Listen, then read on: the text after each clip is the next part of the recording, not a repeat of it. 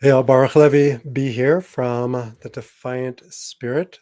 Try this a second take since the last one didn't seem to work.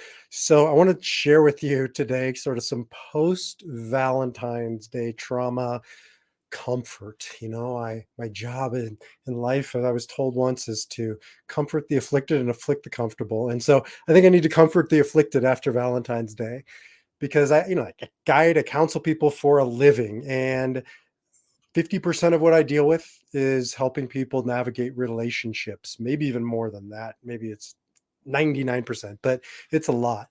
And I hear it around Valentine's Day. So I am, the title you saw is true. Your soulmate is a pain in the ass. Let's start there. Because yesterday, Valentine's Day, as I'm recording this, I did a podcast, listened to it on the types of gifts we should be thinking about based on the Enneagram. But Enneagram or not, Valentine's Day is the Hallmark holiday, right? And the Hallmark version of love, of soulmate love, is many things. It's that you have one soulmate, which is not true. You have soulmates, come in all shapes and forms. Just ask my wife. Her soulmate in life is not yours truly. We've been married for 25 years. I am a soulmate. I'm not the soulmate because she's got a dog and she's got two cats and she's got many other dogs before me.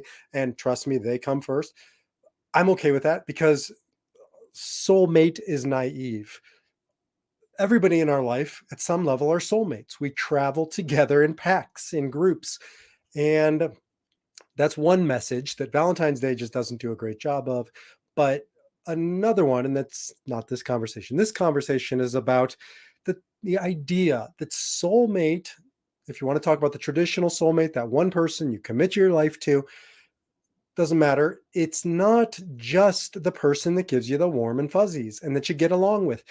I talk to people all the time who are so tainted by this idea that they think that their spouse, who is a pain in their ass, must not therefore be their soulmate because how could their soulmate be such a pain in the ass?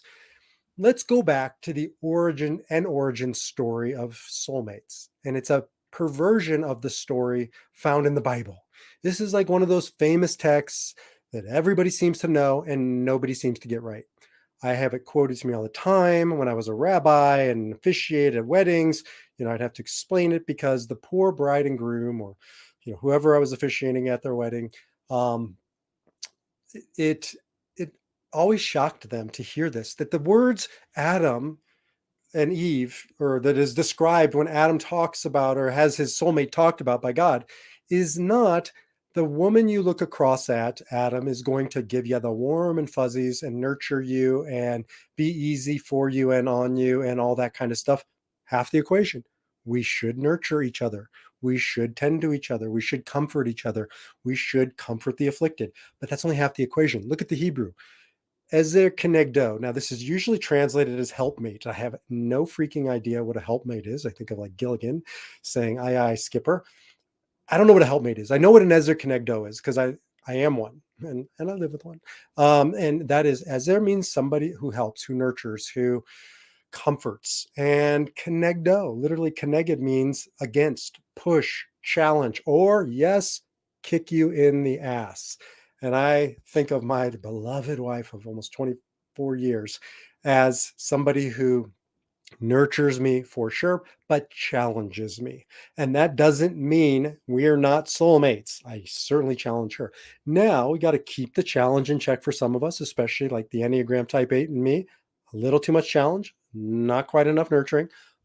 But just because somebody is in your life and they're pushing you, they're challenging you, they're coming to visit you and you kind of get that feeling of, oh, doesn't mean they're not soulmate. In fact, that is probably a telltale that they are important to you, for you, and on your life's path. Because what has happened is anybody who challenges us must therefore, that's a negative. And we should only surround ourselves with people who comfort the afflicted, who make us feel better, who make us feel happy, who bring us the warm and fuzzies. I want that for you, but I don't only want that for you. Do you know what we call that? We call that a fake relationship. When people say we were married for 50 years and we never had a fight, you know what I say to them? That's a damn shame. Because if you didn't have a fight, you weren't pushing hard enough. You weren't being pushed hard enough.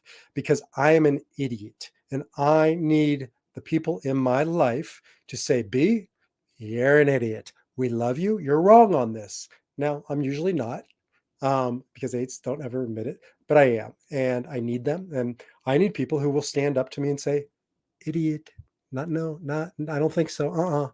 And that doesn't mean I should eject them. Now, in my younger years, you're out, easier to change my partner than to change myself. So this is going back a quarter of a century. But that's the work we all have to do. Stop changing your damn partners. Divorce has its place. Don't take abuse.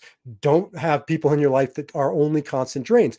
But don't kick people to the curb or eject them because they don't just give you the warm and fuzzies and the chocolate and the flowers and all the good stuff. And in fact, you might want to eject them if they only do that, because you can't grow without tension. You can't grow without challenge. You can't grow without a true soulmate or soul mates. I pity the fool who thinks that because somebody challenges them, they should be out of the relationship. They shouldn't have a seat at this table. I work now in organizations trying to help them create true diversity. And true diversity only comes when we have people across from us who challenge us. No, not abuse us. No, not, to the point where we don't feel like we can express ourselves. But more often than not, we get into group think and group speak, and we eject people who want to challenge the status quo. We need them in our organizations. We need them in our homes. We need them in our relationships. We need them in our lives. So really challenging the idea that the people around you who challenge you most are not your soulmates, eject it. Half the equation, nurture. The other half of the equation, challenge. Challenge doesn't mean abuse. Challenge doesn't mean hurt or harm. It does mean challenge. It means to push against. It means to take us outside of our comfort zones. We are not here to be comfortable. That's not the point. And if you want comfort, then don't be in a relationship. Go to a cave on a mountaintop, because that's the only place you're going to be unchallenged. I would argue you're going to be challenged in a different way there. If you have people in your life, they're going to challenge you to varying degrees. Challenge your ideas, your assumptions on what is and what is not a soulmate. Let's take back real love away from Hallmark, away from Valentine's Day, and live it every day to know that you have many soulmates, people on your path here to help nurture you, comfort the afflicted, and challenge you, afflict the comfortable, and kick you in the ass too.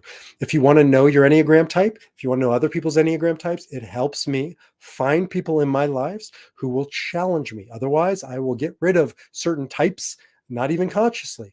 Now I seek out certain Enneagram types in my life because I know I need them. It doesn't come naturally. And I want to live a life of inclusion, a life of diversity, a life of not just nurturing, but being challenged too.